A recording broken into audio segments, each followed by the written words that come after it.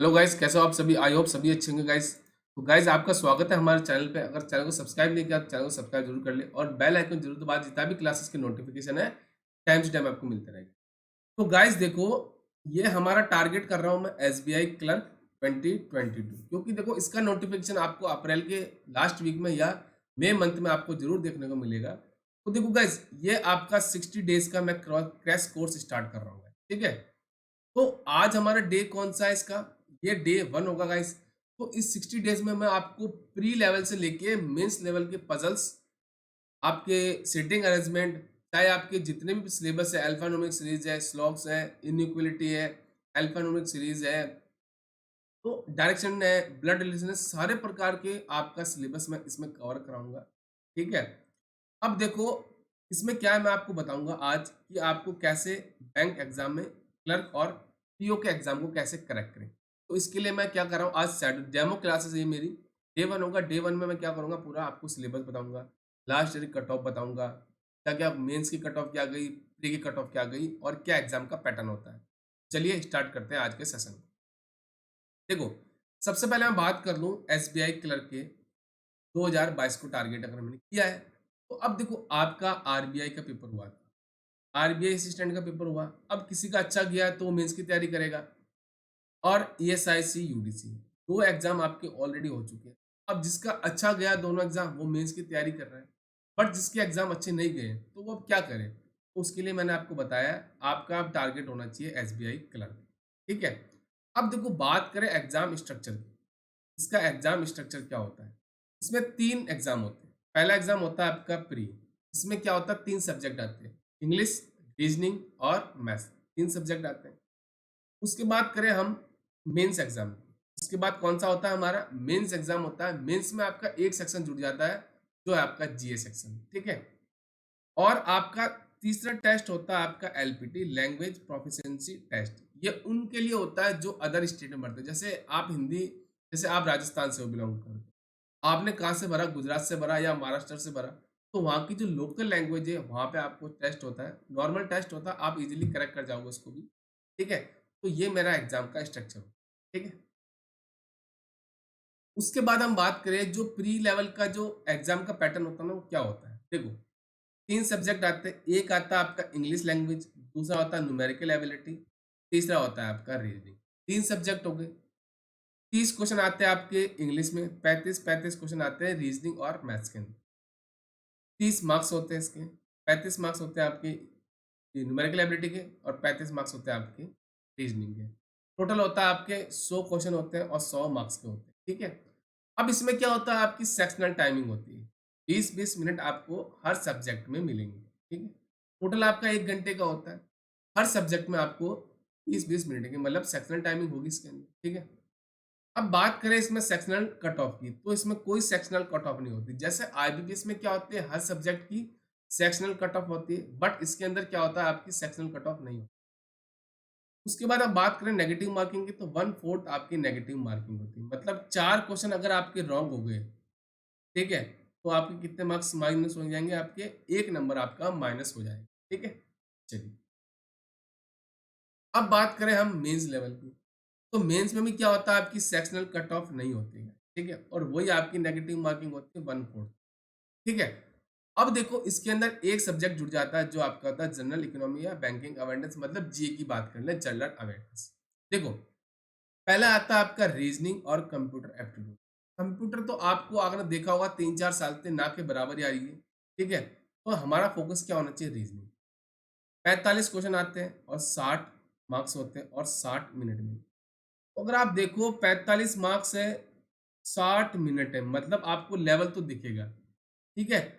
ज़्यादा PO level का जैसा नहीं आता है, कैसे नहीं हार्ड लेवल की पजल नहीं मिली। जो मैं करा रहा हूँ ना, जो आपकी देखो मॉर्निंग में जो मेरी 9:30 बजे वाली क्लास चल रही है ना डेली, मंडे से लेके सैटरडे तक, उसमें मैं 3 दिन मेंस लेवल की पजल करा रहा हूँ और 3 दिन आपकी प्री लेवल की पजल, ठीक है। उसके बाद देखो, डाटा एनालिसिस और इंटरप्रिटेशन। तो आपको नाम से पता चल रहा है कि ये कंफर्म है कि डीआई पे बेस्ड है। ऐसा नहीं कि आपको अदर जैसे आपकी क्वालिफिकेशन मिलेगी, आपकी जैसे कैसे हो कि आप सिंप्लीफिकेशन अप्रोक्सीमेशन देखने को मिल सकता है, 2 से 3 क्वेश्चन मैक्सिमम 5 क्वेश्चन, बट ज़्यादा फोकस वो क्या करेगा, डीआई, ठीक है। 35 क्वेश्चन आएंगे 60 मार्क्स के और 45 मिनट मिलेंगे। उसके बाद जीए, जीए में 40 क्वेश्चन आते हैं 40 मार्क्स और 35 मिनट आपको मिलते हैं। ये शायद ये 50 क्वेश्चन आते हैं गाइस, ठीक है, इसकी मैं एरर फ्री कर दूंगा। उसके बाद हम इंग्लिश की बात करें तो 35 क्वेश्चन आते हैं और 40 ही आपके मार्क्स होते हैं और आपके 40 मिनट में टोटल आपके 155 क्वेश्चन मिलेंगे 200 मार्क्स के और 3 घंटे आपको मिलेंगे, ठीक है। अब देखो हम बात करते हैं कि लास्ट ईयर एसबीआई क्लर्क के जो प्री के पेपर हुए थे उसमें क्या क्या एग्जाम का जो एनालिसिस में दे रहा हूं। इजी टू मॉडरेट क्वेश्चन आए थे, जैसे पजल्स आई थी आपकी 24, फिल्ट्रेशन क्वेश्चन आए थे 3, चाइनीज कोडिंग के आए थे 5, पेयरिंग बेस्ड क्वेश्चन आए थे 1 से 2, अल्फा बेस्ड आए थे आपके 1 क्वेश्चन, वर्ड फॉर्मेशन का 35 क्वेश्चन आए थे इजी टू मॉडरेट आपका लेवल। ये आपके किसी एक या दो शिफ्ट का बता रहा हूँ मैं, सारी शिफ्ट का नहीं बता रहा हूँ। किसी शिफ्ट में चाइनीज कोडिंग आई थी, किसी में इनइक्वलिटी आई थी, किसी में स्लॉग आए थे, वो अलग अलग आपका पैटर्न आया था। टोटल जो बात करें रीजनिंग का, इजी टू मॉडरेट आया था, ठीक है। अब बात करते हैं न्यूमेरिकल एबिलिटी, तो इसका भी जो लेवल था वो इजी टू मॉडरेट था। डीआई आई थी, कैशलेट डीआई आई थी, बार ग्राफ और मिसिंग डीआई आई थी। 15 क्वेश्चन आए थे इजी टू मॉडरेट, आप इजीली कर जाओगे। देखो 5 क्वेश्चन आते हैं डीआई के, 5 में से 3 क्वेश्चन आप इजीली कर जाओगे, एक क्वेश्चन वो होगा जो कैलकुलेटिव होगा, उसको आपको स्किप करना, ठीक है।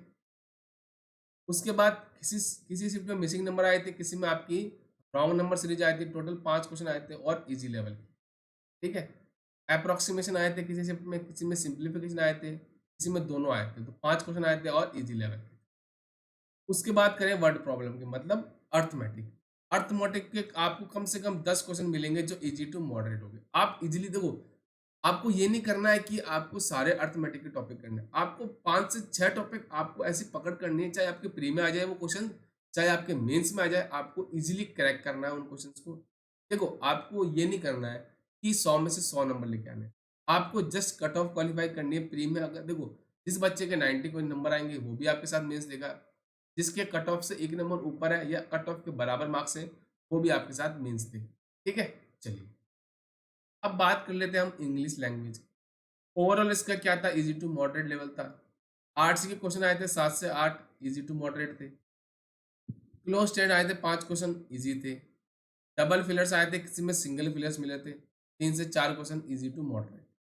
एरर डिटेक्शन किसी में 5 क्वेश्चन थे, किसी में 7 क्वेश्चन, वो भी इजी टू मॉडरेट थे। वर्ड रीअरेंजमेंट 4 क्वेश्चन आए थे, इजी थे, किसी में पैराजम्बल मिले थे आपको।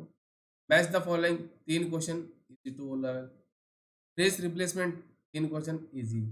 30 क्वेश्चन आए थे टोटल, इजी टू मॉडरेट इसका लेवल था, ठीक है।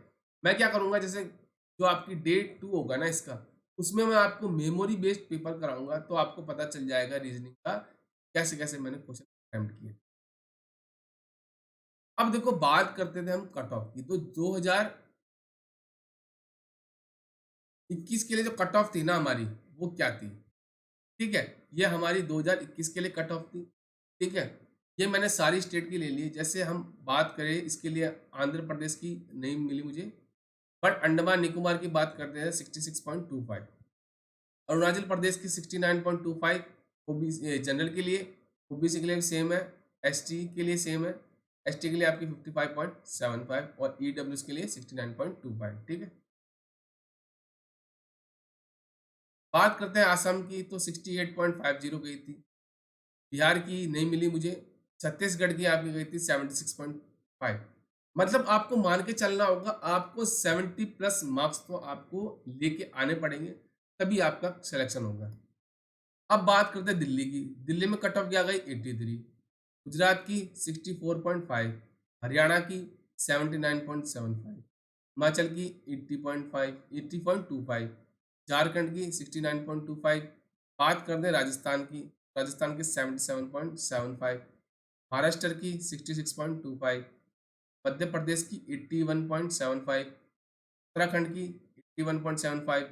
बात करें तमिलनाडु की तो 61.75। तो आप मान के चलो अगर आपके 70 प्लस मार्क्स आते हैं तो आप इजीली कर जाओगे। अदर स्टेट से भरोगे गाइस, तो मैं आपको एक चीज बता दूं, आपको लैंग्वेज एलपीटी देना पड़ेगा।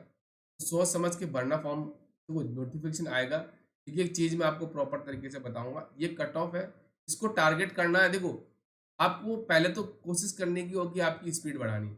स्पीड कैसे बढ़ेगी? आपको मॉक टेस्ट लगवाने होंगे।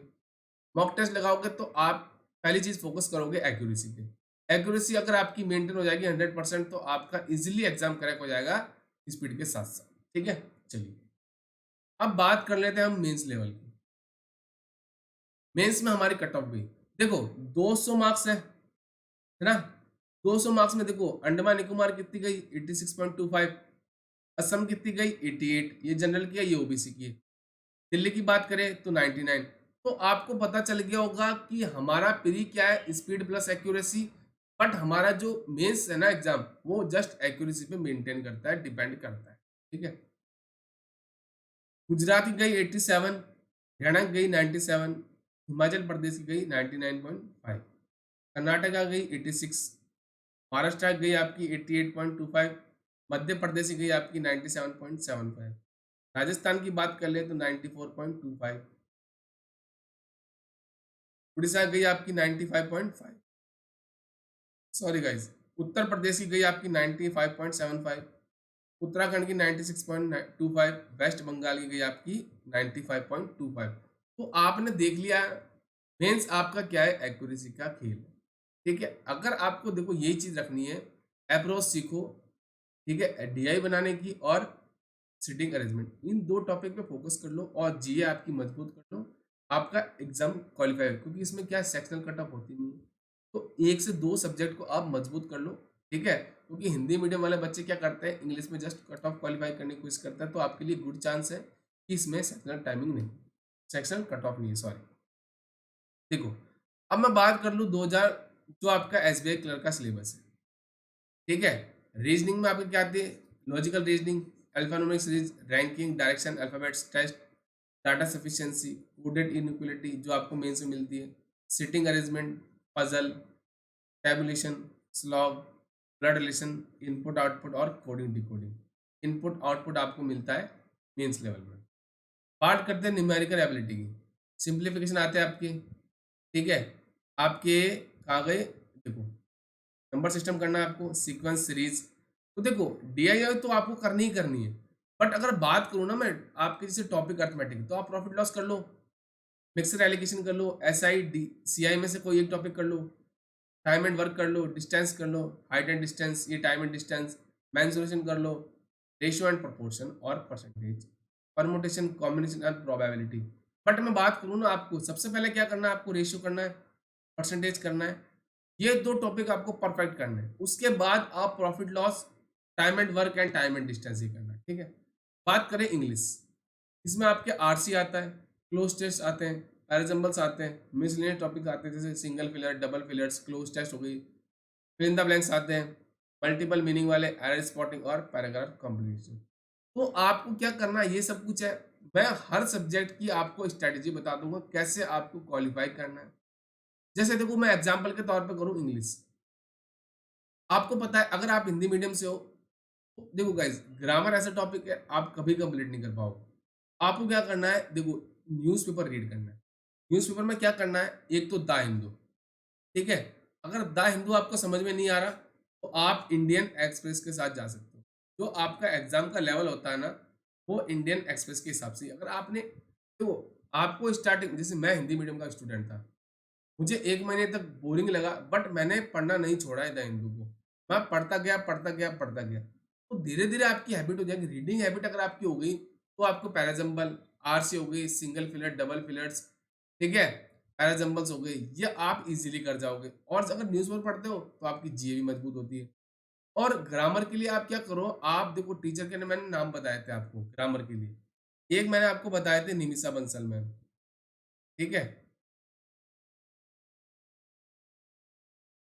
एक मैंने बताए थे आपको संतोष सर, एक मैंने आपको बताए थे आंचल मैम, और एक मैंने आपको बताए थे विशाल सर, ठीक है? इन चारों में से किसी भी एक टीचर को या दो टीचर को परमानेंटली और ब्लाइंडली फॉलो करो। जो वो कराते हैं एरर के क्वेश्चन उनको कर लो गाइस। और 120 रूल है ग्रामर के, जो निमिषा बंसल मैम के हैं और आपके संतोष सर के हैं। किन भी दो टीचर में से एक टीचर को 120 रूल के लिए फॉलो कर लो। ग्रामर के वहीं से क्वेश्चन आपको देखो 10 क्वेश्चन आते हैं, आपको 10 को 10 सॉल्व नहीं करने हैं, आपको 7 से 8 इजीली कर जाओगे अगर आपने 120 ग्रामर कर लिए। और ये डेली जो क्लासेस लेते हैं ना एरर की क्वेश्चन के, वो वहां से कर लो। आपको रूल देखो, रूल आप रट नहीं पाओगे, बहुत ही बढ़िया ग्रामर है, नहीं कर पाओगे।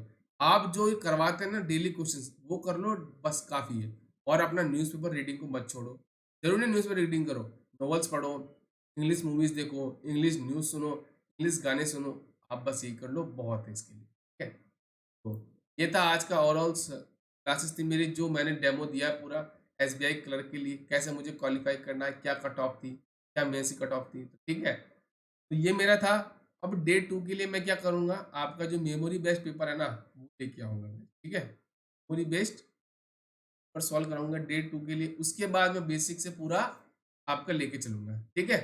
तो इस चैनल को लाइक कर देना, शेयर कर देना, सब्सक्राइब करना, बेल आइकन जरूर दबाना, जितने भी क्लासेस के नोटिफिकेशन टाइम मिलते रहेगा, ठीक है? Thank you and best of luck.